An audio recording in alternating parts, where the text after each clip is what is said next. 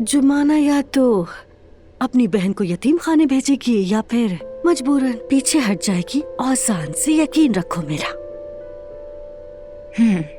लेकिन सच कहूं तो मैं भी सब सुन सुनकर थक गई हूँ, मगर आपसे मुझे वाकई डर लगता है कभी कभी।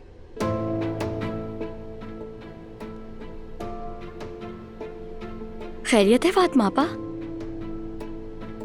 इससे आपसे डर क्यों लगेगा? कुछ नहीं, हम बस अंगूठी देख रहे थे, ये पता कर रहे थे कि ये वाकई हीरा है या फिर कोई आम सी अंगूठी है। सोच रहे थे तुमसे कहेंगे कि तुम किसी सुनार को दिखा कर आ जाओ ये अंगूठी। चाहे ये हीरा ना भी हो, सड़क का एक पत्थर ही क्यों ना हो, ये मेरे लिए बहुत कीमती है। हाँ बिल्कुल मेरी जान, मुझे भी यकीन है कि ये एहसास ऐसा ही होता है। यानी कि ये लड़की बिल्कुल ठीक कह रही है अम्मी, ये मुनासिब नहीं है।